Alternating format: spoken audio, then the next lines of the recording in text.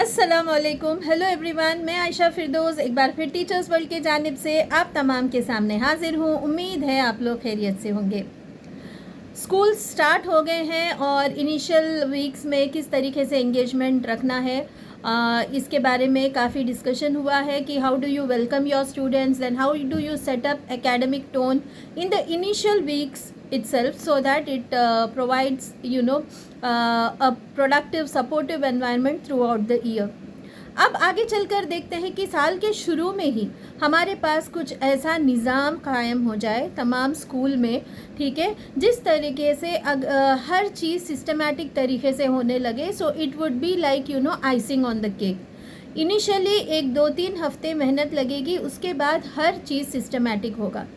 अक्सरियत में हम ये सोचते हैं कि डिसिप्लिन नहीं रहने के वजह से जो है स्कूल्स में मसले होते हैं। Okay, it is not about discipline, it is actually about lack of procedures. हमारे पास ऐसे सिस्टमेटिक प्रोसीजर्स और रूटीन्स की कमी होती है जिसके वजह से ऐसा लगता है कि डिसिप्लिन नहीं है। Where did we get this word discipline?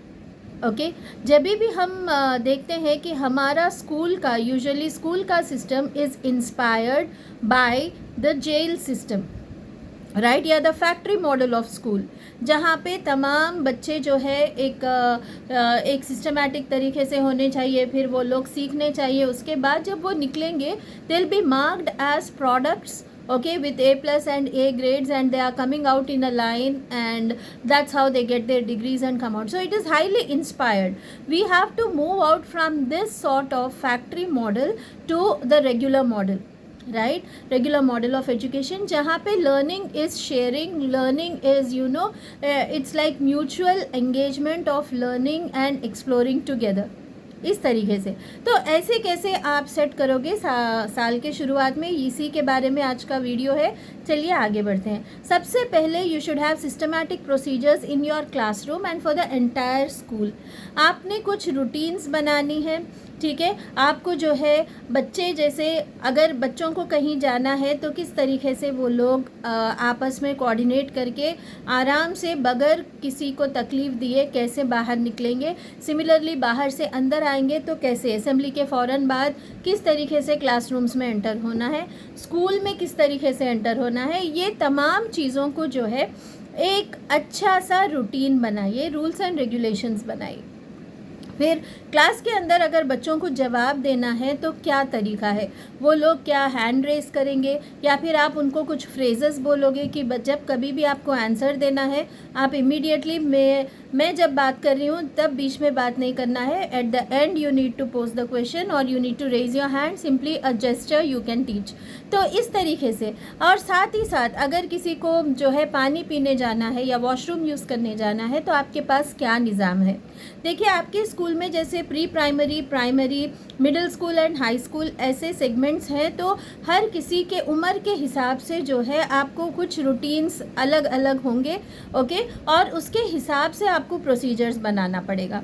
छोटे बच्चे अगर से उनको उतना बात करने नहीं आता अभी फ़िलहाल, तो उनको कोई हैंड जेस्चर्स या कुछ ऐसे फ्लैश कार्ड्स जो टीचर्स को बताएंगे, वो लोग उनको कुछ बोलना है तो बताएंगे या नॉड करके बताएंगे। तो it is in your hands, you establish such procedures in your school according to their level, ठीक है।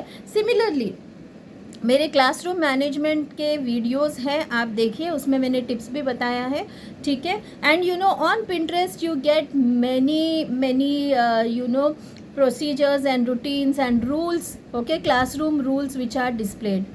कुछ लोग तो ये भी कहते हैं कि मिडिल स्कूल और 5th स्टैंडर्ड ऑनवर्ड्स आप बच्चों से खुद ही डिस्कस करके रूल्स बना सकते हो। And you should also have a sign, mutual agreement, like सारे लोग मिलके इस चीज़ को मान रहे हैं कि क्लास में हम लोग जो है एक अच्छा सा लर्निंग एनवायरनमेंट जो है हमेशा कायम रखेंगे, फसाद से दूर और किसी किस्म के झगड़े से दूर क्लासरूम होगा, कोई इंटरप्शंस नहीं होंगे, ठीक है। इस किस्म के रूल्स बनाने में बच्चों के लिए भी बच्चों को इन्वॉल्व करके अच्छे से वन लाइनर, अच्छे से फ्रेजेस वो निकाल के फिर आप लोग एक रूल्स का जो है एक अच्छा सा एक फॉर्मेट बना के एक म्यूचुअल एग्रीमेंट भी कर सकते हो, and that can be displayed in the classroom. Okay, I will attach some of them in the description. Please don't forget to go through it. ठीक है, ये हो गया. फिर एज एन इन्वॉल्व टीचर, आप एक बहुत इन्वॉल्व टीचर हो तो ऑब्वियसली आपकी प्लानिंग पहले ही हो जाती है कि आप कैसे किस किस्म से लेसन पढ़ाते हो. प्लानिंग के साथ साथ आप डेफिनेटली ये भी ध्यान रखते हो कि बच्चे कैसे बैठेंगे, अलग अलग टाइम पे क्लासरूम में क्या क्या अरेंजमेंट होना चाहिए. इट्स नॉट नेसेसरी कि सारे बच्चे सिर्फ जो है लाइन से 2 सेगमेंट्स में बैठ जाएंगे और आप एक तरफा लेक्चर मोड पे आप जारी रहोगे. आपका क्लासरूम अगर स्पेशियस है तो you can have a seating arrangement, okay, where in students can form groups बनाते हैं 4-4 बच्चों के, वो लोग बैठ के आपस में डिस्कस करते हैं. ऐसा एक अरेंजमेंट हो सकता है. आपका जब तक एक्सप्लेनेशन है 10-15 मिनट, तो जब बच्चे जो है बिल्कुल बोर्ड के करीब आकर बैठ जाएंगे, या फिर फ्लोर का अरेंजमेंट आजकल रखे हैं कुछ स्कूल्स में, तो you can have that floor arrangement and simultaneously. तो इसे कहते हैं जब क्लासरूम के अंदर आप एक के बाद एक शिफ्ट करते जाते हो पढ़ाने के तरीके में, that is very good because it helps in proper retention of the concepts. Okay, as teachers we should be aware of the prime time and the down time in the classroom. ठीक है, retention जो है बच्चों का, आजकल तो ये जेन जी बच्चे हैं, अल्फ़ा जी बच्चे हैं, तो उनके पास रिटेंशन तो और कम है. तो हमको क्या करना है, जब लोग बहुत ही एक्टिव मोड पे हैं तो हमको जो है वहाँ पे अच्छा सा एक्सप्लेन करना है इंटरेस्टिंग तरीके से. एंड देन जब थोड़ा सा डाउन हो जाता है उनका इंटरेस्ट, तब हम उनको कुछ इन्वॉल्व करें या काइनेस्थेटिक मूवमेंट की तरह कुछ करवाएं. तो ये सारे, तो आपको जो है इन चीज़ों के भी प्रोसीजर्स होने चाहिए. ओके, हर ट्रांजिशन के लिए प्रोसीजर होना चाहिए. आप वो रूल सेट करना है बच्चों के साथ कि अगर बच्चे मेरा एक्सप्लेनेशन सुनेंगे तो सभी जो है खामोशी से आके सामने बोर्ड के सामने बैठ जाएंगे. एक्सप्लेनेशन जब हो जाएगा वो लोग ग्रुप एक्टिविटी में जाएंगे तो ग्रुप्स में बैठेंगे. रीडिंग जब स्टार्ट करना है तो ऐसे करेंगे. तो आप अपने क्रिएटिव अंदाज में उन लोगों को कुछ जेस्चर्स सिखा सकते हैं. आप बोल सकते हैं कि बच्चे एक्सप्लेनेशन के बाद जब रीडिंग के लिए जाएंगे तो they can tiptoe and go to their places, और you can have them show some colourful badges for different, keep it for different sign, okay, that each sign represents a different rule. Okay, इस तरीके से flash cards हो या कुछ ऐसे बच्चे जो है डिस्प्लेस करते हो चार्ट्स वगैरह यूज़ करके. So the class is in your control. आप अपने क्लासरूम को इस तरीके से रूल्स एंड रेगुलेशंस के साथ अच्छे से सेट कर सकते हैं जहां हर अफराद जो है he feels like an important member of the classroom, and his commitment towards the class is in maintaining more than discipline, maintaining a conducive learning environment जहाँ पे हर बच्चा खुशी से enjoyable तरीके से सीख रहा हो. Similarly, the rules have to be set for, as I told you, transition periods. वैसे ही आपको ये भी देखना है कि एक टीचर जाने के बाद दूसरा टीचर आने से पहले बच्चे कैसे एंगेज्ड हो. तो ये टीचर्स की जिम्मेदारी बनती है कि अगर उन्होंने कुछ एक्स्ट्रा वर्क दे दिया है and it is taking 5 minutes more than the scheduled time, then they should have an arrangement of conveying it to the next teacher. At the same time, students should be aware like who is going to note it down and help the others also to note it down. ऐसे कुछ adjustments ये time में. Break के फ़ौरन बाद, PT period के फ़ौरन बाद बच्चे जब जो है पीटी ग्राउंड से जो है क्लासेस में आते हैं तो चिल्लाना पुकारना, यहाँ पे आप देखिए कि यहाँ पे उनको मॉनिटरिंग की ज़रूरत है. तो हम किस किस्म से जो है ये चीज़ को कर सकते हैं. हाई स्कूल के लेवल पे जब जो हाउस सिस्टम की जो बात होती है, हाउस सिस्टम को आप इम्प्लीमेंट करते हो तो बेहतरीन तरीके से आप देख सकते हो कि किस उससे जो है बच्चे इन्वॉल्व होते हैं और बच्चों के अंदर लीडरशिप क्वालिटीज़ कैसे आते हैं.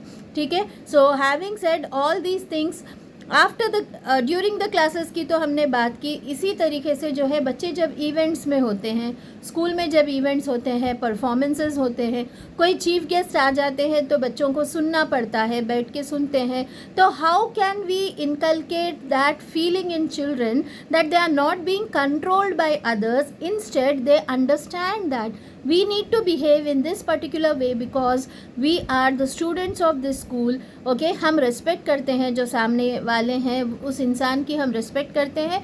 Similarly हम हर कोई जो है एक रिप्रेजेंटेटिव है स्कूल का, तो हम जो है ये डेकोरम मेंटेन करना ज़रूरी है। तो इस किस्म की ट्रेनिंग बच्चों को होनी चाहिए, where in they value their presence inside the classroom and outside the classroom equally. ऐसा नहीं कि क्लास को बहुत अच्छे से जमा लिया और क्लास के बाहर जब आते हैं, स्कूल के बाहर जब आते हैं, बच्चे पहचाने नहीं जाते कि ये कैसे बच्चे हैं, ये यही स्कूल के हैं क्या।